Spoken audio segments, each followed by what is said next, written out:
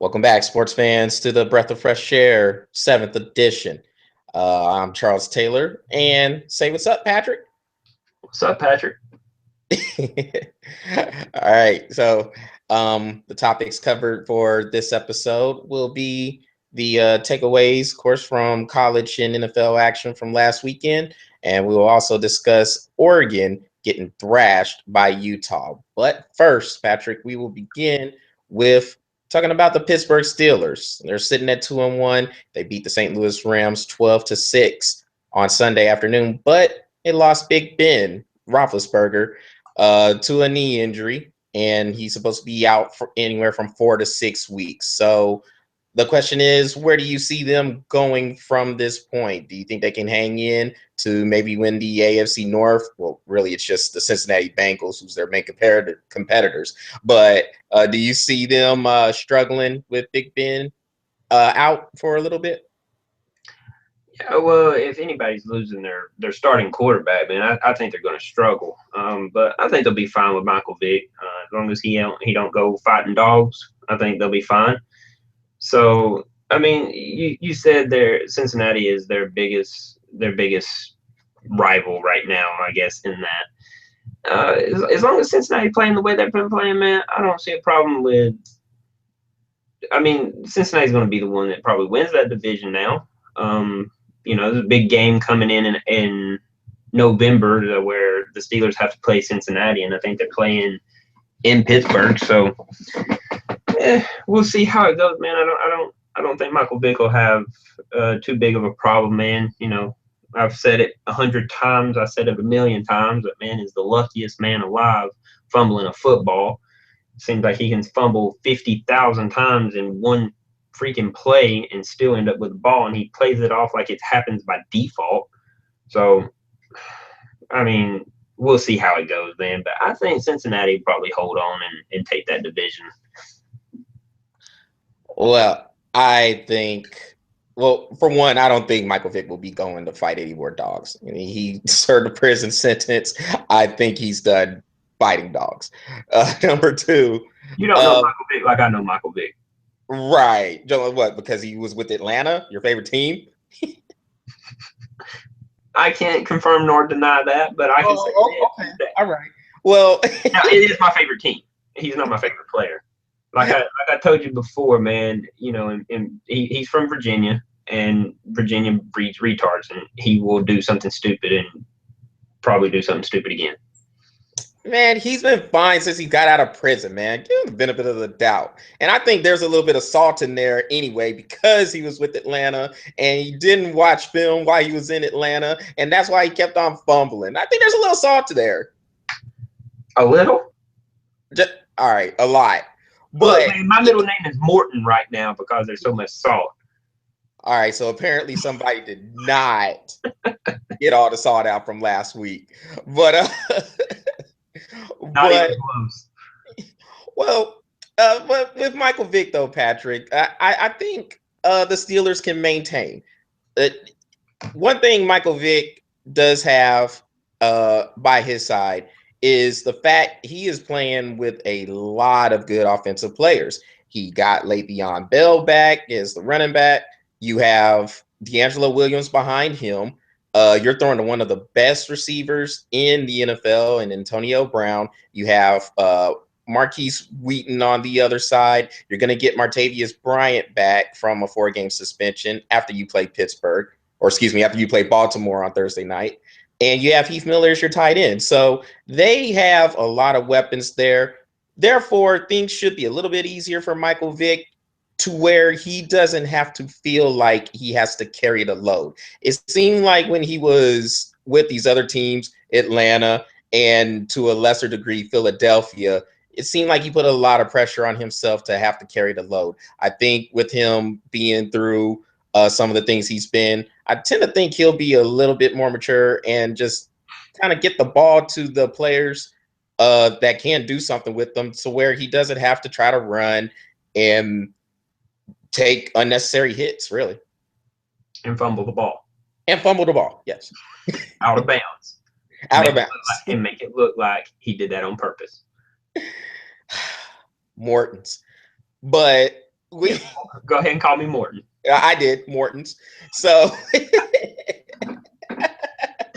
Now so Pittsburgh will be fine, man. I mean, even with like you said, he has all these weapons, and he's not going to have to rely on his legs. Plus, I mean, look, man, the man's like what 65 years old now, yeah, we'll go with something like that. that. Give or take a few years, he's not running that much anymore. So he's probably going to be a little bit more of a pocket passer. He's got all these weapons, plus but it's Big Ben. I mean, come on, it's Big Ben, and nobody knows how to run their offense than the starting quarterback. So, will Pittsburgh suffer a little bit? Absolutely, it's their starting quarterback, but I don't think it's going to be as bad as most people say. And then you also have to look, man. All these people hated Michael Vick coming in. Now look at him. Yeah, you talking about those 15 to 20,000 fans who didn't want him on the team because Or of his more. past. Now they're going to be twirling the terrible towels, rooting for him. Twirl it up, Steelers fans. Go Twirl number it up. two. Go number two. Y'all can all suck it. That's what I say. Michael Vick is back, and and you have to deal with it. Now, real quick, Patrick, I will say this for the Steelers. They do have a pretty tough schedule in these next 6 weeks, and this is just covering the time Ben Roethlisberger's supposedly going to be out. They have Pittsburgh, or excuse me, they have Baltimore on Thursday. Then they're at San Diego. They have Arizona. Yeah, they have Arizona. Then they're at Kansas City. Cincinnati comes to town, and then Oakland comes to town. Oakland is they're improved. I think they're improved. I don't know if they're improved to where they could beat Pittsburgh in Pittsburgh, but they're a pretty well improved team. So the schedule does look to be tough, but I do think Pittsburgh does have enough to at least stay in the race in the AFC North. Because again, it's Cincinnati. Cincinnati, as we know, is a little inconsistent. So I still like Pittsburgh's chances, and I am a believer in Michael Vick. And not to mention that Cincinnati has Andy Dalton, and that would be enough said about Cincinnati. All right then. He's overpaid, and he's a very good underachiever. Actually, I think he overachieves. He just is that sucky. Well, on that note, Patrick, are there any takeaways from the rest of the NFL's action from this past weekend? Yeah, I had a few. I was proud about my Falcons beating Dallas, though. Falcons are right now they're a tale of two halves. They play good on the first half, or they play good in the second half, and then they absolutely suck it up in the other. Um, and that's just putting it rated PG-13 right now. Give me a spot in the Showtime, and I'll put that triple X real quick like for you. But Atlanta, they played horrible that first half and turned it around the second half. I was happy about it, but all in all, a win's a win. I right now I take them how they give them right now, but they need to get their crap situated quick. And then my other team was the Indiana. Dude, I don't know what's going on in Indianapolis, man. I think they need to trade their front office right now. For a pack of Gatorade? Or not even Man, they need it. The only teams they can give them a pack of Big Red right now. Yeah. The 5-piece, not the 24-piece, dude. I'm talking they need to trade something. They need to get rid of something. Andrew Luck is getting his butt kicked out there. And then my last one was Buffalo, man. Buffalo's coming. That team is working on all cylinders right now. It's a shame they're in the same division with New England, but because Tom Brady's working on all cylinders right now too. Yes, he is. Yeah, he's definitely clicking. He's playing angry from what I can see. For me, I hate to say it, but Arizona's looking. Go ahead and say it. Arizona, they whoop your team up and down that field, mostly down the field because Kaepernick could never get up the field. Yeah. 4 interceptions. I mean, dude. Yeah, it was pretty hard to watch, man. Some bad quarterback play going on. Definitely a regression from what we saw in the first week against Minnesota, even from the second week against Pittsburgh, although they were never really in that game either. So combined, Patrick, they have gotten beat 90 to 25 in these last two games. 90 to 25. No matter what Kaepernick was throwing, it got intercepted. I'm surprised some of his tattoos didn't get intercepted. It was awful to watch. I mean, the offense couldn't get anything going. The two pick sixes he threw looked identical. And then on top of that, the defense, they couldn't stop anybody. People were just running free in the secondary. And when they did get a stop, they committed a penalty to keep the drive going. It's really, really difficult to watch. And it doesn't look like it's going to get any better because Green Bay is coming to town next week. Yeah, so it's not getting any better. Oh, crap. Hold on just a second, man. I forgot to shut my door. I did that again. Crap. And yes, I'm closing my door. This is shout out to Maria. Have to do it. I'm closing my door so I can handle my business and handle my business. Charles told me, you know what I'm talking about. So yeah, San Francisco. Oh man, it's hard being a 49er fan right now, but I'm hanging with them. You know, I ain't going nowhere. The other team that I was make sure that you don't go anywhere. You might get intercepted somewhere. Right. The other team that actually maybe potentially caught my eye, and I say this because we mentioned them earlier, is Cincinnati. Now, the reason why I say this is because in the game in Baltimore that they won 28-24, Andy Dalton, he had a fumble. The fumble got ran back for a touchdown. We know from years past that happened, it was going to be a snowball and it was going to get real, real ugly in terms of just turnovers in a row. Kind of like with Colin Kaepernick the other day. But he didn't, to Andy Dalton's credit, he stayed in there and he threw a touchdown pass to AJ Green and they came right back. So give him credit for that and give Cincinnati credit for finding a way to win that game. If that is the Cincinnati team we can see consistently, I can give them a chance with perhaps Denver as one of those teams that maybe can dethrone New England in the AFC. Too early to tell, but I don't know. I mean, it's too early to tell. I mean, look, I'm not a believer in Andy Dalton either, but I'm just saying. Andy Dalton is not a believer in Andy Dalton. But I'm just saying, from years past, if that would have happened before, nope, it would have been probably, what was it, 17-14 after that fumble? It would have been 44-14 real quick. Look, Charles, sun shines on the dog's ass every once in a while, and that's what happened with Andy Dalton. Yeah, I mean, I think he's overpaid too, but I give him credit. I give Cincinnati credit for finding a way to win that game. Another team that's looking pretty good is, I gotta say, Green Bay. Aaron Rodgers is looking lethal. I mean, more lethal than ever now, and it's just looking real easy for him. Yeah, well, the fact is, I mean, he's passing like 74% right now. His QB ratings have not even dropped down below 100 in all three of these games, dude. He is on point. He knows where his wide receivers are at any given time, and the fact that he's lost Jordy Nelson for the season, I mean, it didn't hurt him at all. It hasn't hurt them at all. So, it was. I mean, I would honestly be. It's scary with the way they're playing right now. Just imagine if Jordy Nelson was in there. Right.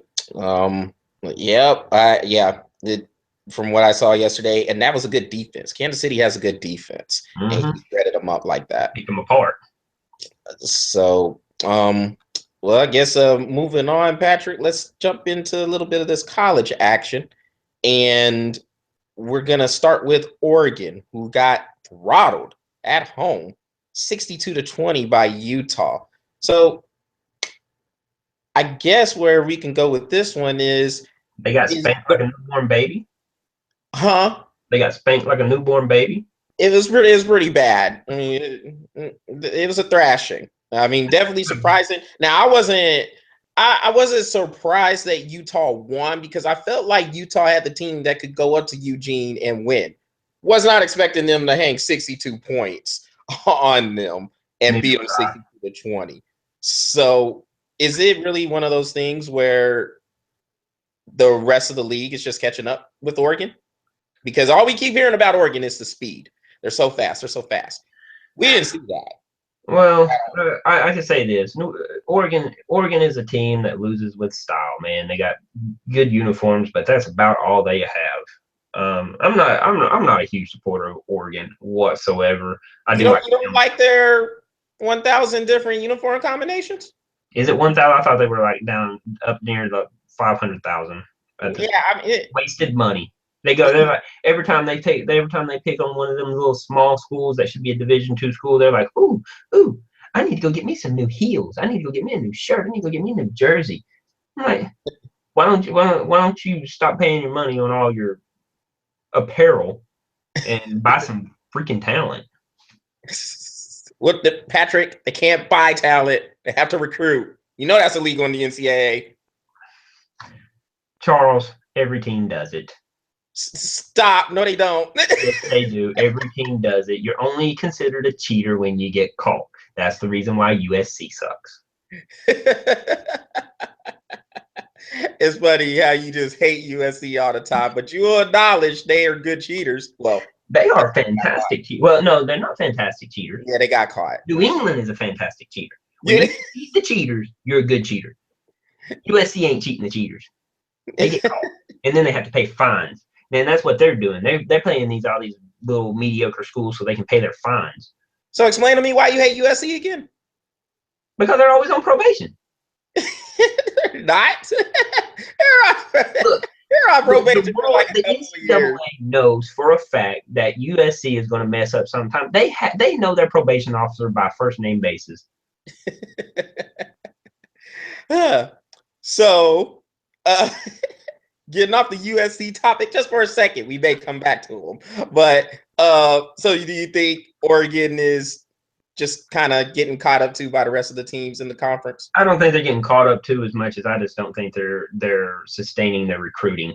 Um, they're not getting faster; they're getting slower. And if you get into any team that has a pro style offense like what Utah brought to them, that's just pretty much smashing Oregon right in their face. So I don't think I don't think other teams are catching up to them as much as I think Oregon is just slowing down.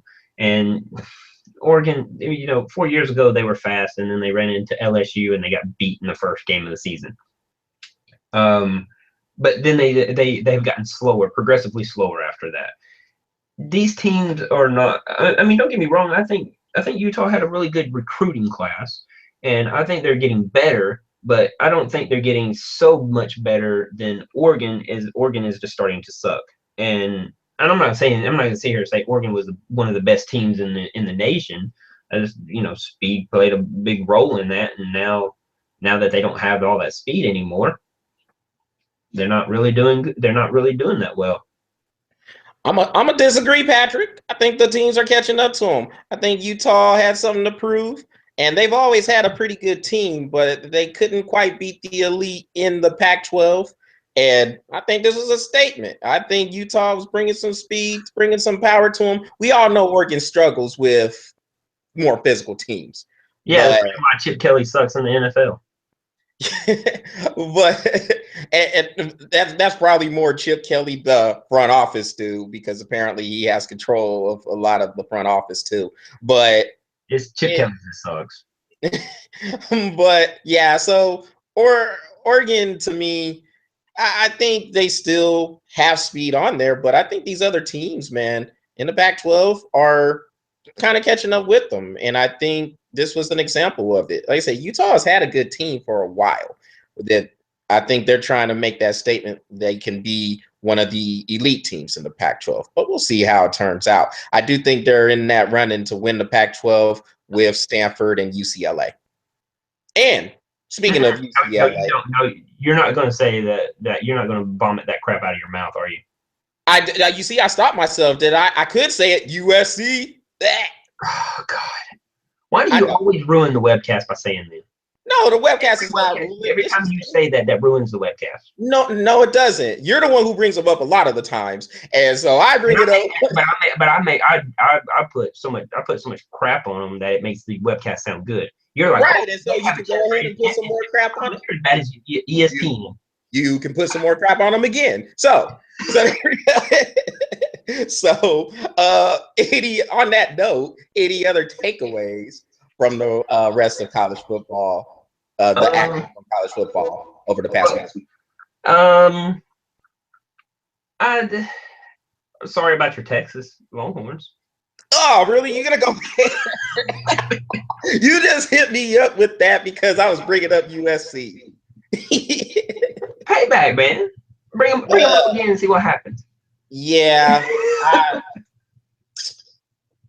It's very difficult to be a Longhorns fan too, man. You must really be hating football right now. I am. My teams are they're going through it, man. And the Longhorns, can we have two worse ways to lose a game? You miss an extra point against California last week. This one against Oklahoma State. Penalties. The winner have their own. Doesn't Texas have their own network right now? They do, but they probably don't deserve it. But yeah, no, they deserve it. They need to start that show. 1,001 ways to lose a game. You get a million views right there.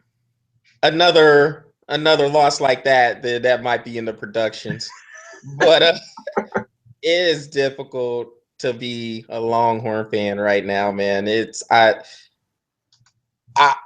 only thing I can say is I hope Charlie Strong gets to stay a little bit because I do think the team is heading in the right direction. They just can't finish games right now, and that's something that could come with experience. But right now, Patrick, I've been doing a lot of throwing up the last couple of days from football.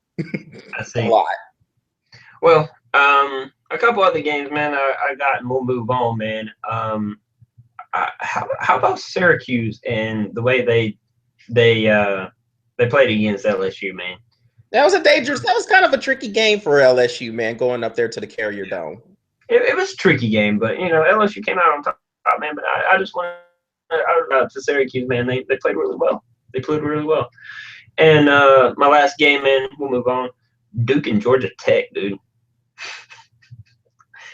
Duke is they're a good team, man. They're a good team, man. They're showing that they can. They're not just a basketball school, and I don't even really think they're a basketball school.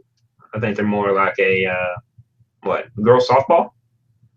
Patrick, you know what? Well, I'm gonna go ahead and call you out on that one. Maybe gymnastics. They're good gymnastics. You want to know why you want to say they're not a basketball school? Because I remember a year where you had them going far in the NCAA tournament. They got beat by Mercer in the first round. They screw up my bracket every year. I have them going out in the first round. They go to the championship. I have them going to the championship. They go out in the first round. Can't stand that team. I knew there was the salted Morton.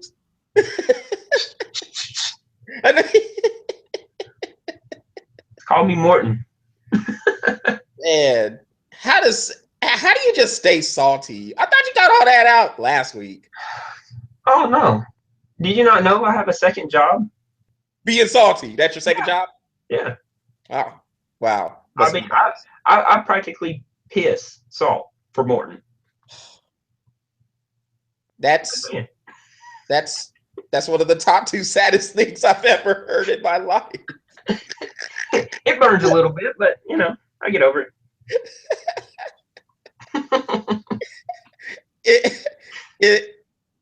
I heard before we conclude this webcast, you wanted to talk a little bit about the Washington Nationals. I absolutely do.